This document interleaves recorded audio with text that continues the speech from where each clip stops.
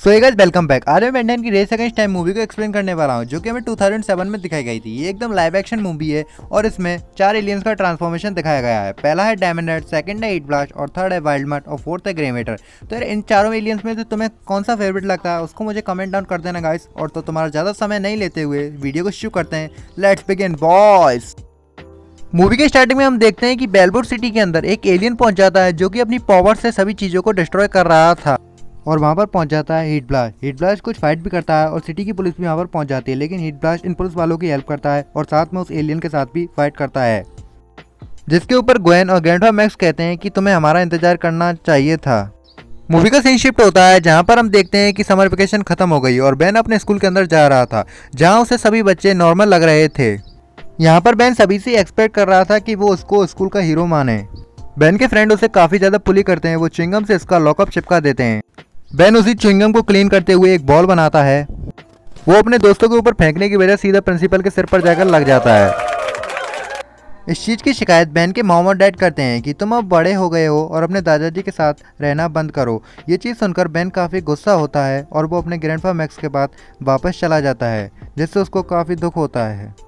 Ben बोलता है कि ये लोग मुझे कभी नहीं समझ पाएंगे और ये इतने ज़्यादा एडवेंचरस भी नहीं हैं। तभी मूवी का सीन शिफ्ट होता है। वो एलियन अपने बाकी के एलियन के साथ था, जिसका मोटिव था कि वो अपने जैसे एलियन की रेस को अर्थ पर वापस लेकर आ सके और हैंड्स ऑफ आर्मी को ढूंढ रहा था। ये वो डिवाइस है जिससे एलियंस की पूरी स्पेसीज अर्थ पर वापस लौट आ जाएगी। बेन नॉर्मल होने के लिए लड़कियों पर ठरक मारता है, पर लड़कियां उसे भाव नहीं देती। So guys it's a joke, ऐसा कुछ नहीं था। Back to movie. Ben normal होने के लिए लड़कियों से फ्रेंडशिप करता है, पर सभी बच्चे उसे फुली कर रहे थे। अब बेन पहुंच जाता है मैक्स डेल्टन के रेस्टोरेंट में। अब वो सोचता है कि उसे अपना कमाल दिखाना ही होगा और वो ओमेट्रिक्स में कोई एलियन चूज करता है, पर हमको पता है कि ओमेट्रिक्स बेन को गलत एलियन ही देती है। इसी कारण बेन ट्रांसफॉर्म हो जाता है ग्रे मैटर के अंदर।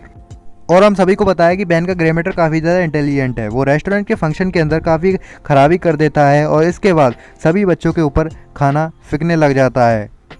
तभी हम देखते हैं कि मूवी का सीन शिफ्ट होता है। ग्वेन ग्रैंडपा मैक्स की बेन के अंदर बैठकर कुछ पिक्चर को ट्रांसफॉर्म कर रही थी, जहां पर उसे दिखती है कि बेन के पीछे कोई खड़ा है।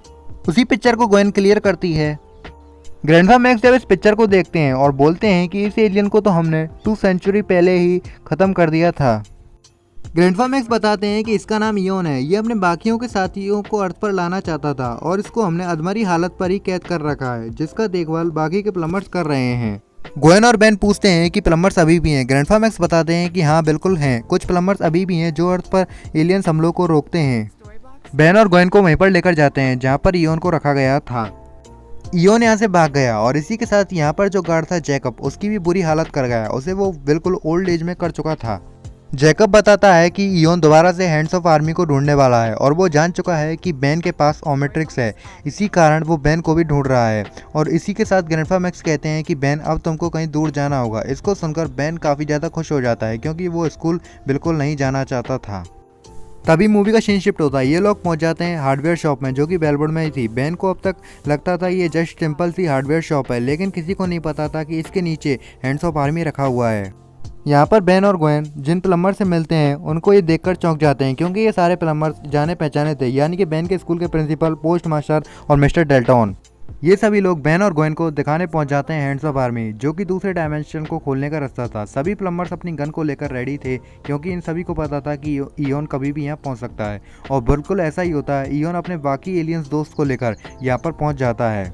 बेन यहाँ पर ओमेट्रिक्स को चालू करने की पूरी कोशिश करता है, पर लकीली ओमेट्रिक्स चालू नहीं हो पाती। इसी कारण बेन काफ़ी दूर तक भागता है। इयोन बेन का काफ़ी दूर तक पीछा करता है और इयोन चाहता था कि बेन उससे अकेले में बात करे। बेन ऑलमोस्ट इयोन के हाथ फंस ही गया था। तभी वहाँ पर एक प्लम्बर आ जाता है। ये प्लम्बर बेन को इयोन से बचा लेता है। जब उसके बाद हम देखते हैं काफ़ी रात होने के बाद जब बेन अपने घर पहुंचता है, जब उसकी मॉम एंड डैड पूछते हैं कि तुम इतनी रात तक कहाँ थे, बेन अपने पेरेंट्स से झूठ बोलता है कि वो स्कूल के अंदर टेलीकोनेस्ट चल रहा है, इसके लिए वो पार्टिसिपेट कर रहा है, इसीलिए वो लेट हो गया है। यहाँ पर ग्रैंडपा मैक्स बेन से कहते हैं कि तुम टेंशन मत लो, इसका सामना हम कर लेंगे, बस तुम अपने आप को सेफ रखो, इसलिए आज से तुम्हारे आसपास प्लम्बर्स रहेंगे। बेन बोलता है ग्रैंडपा मैक्स मैं खुद से लड़ सकता हूँ। फिर हम देखते हैं कि बेन और ग्वेन जब स्कूल में थे तो प्लम्बर्स हर जगह बेन की सेफ्टी में थे। बेन तभी गेम रूम के अंदर पहुंच जाता है जहाँ पर उसे शांति चाहिए थी।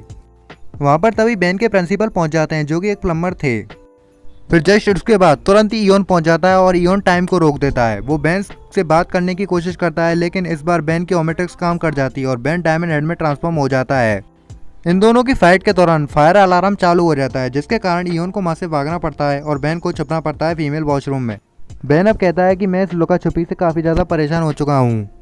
बेन अकेला बैठ जाता है और बेन सभी से कहता है कि मुझे अकेला छोड़ दो। उसी के साथ ग्वेन भी चली जाती है। बेन बोलता है कि इयोन मुझे अकेले ढूंढने ज़रूर आएगा। फिर वहाँ पर ग्रैंडपा मैक्स पहुँच जाते हैं। ग्रैंडपा मैक्स इन दोनों को लेकर जाना चाहते थे, पर बेन कह रहा था कि मैं अभी नहीं जाऊँगा। पर दूसरी तरफ ये लोग देखते हैं कि दूसरी तरफ इयोन ने इनकी बेन को ब्लास्ट कर दिया है और इयोन इन सभी को किडनैप करके हार्डवेयर शॉप में ले जाता है और ये लोग देखते हैं कि एक दूसरे के हाथ बंधे हुए थे।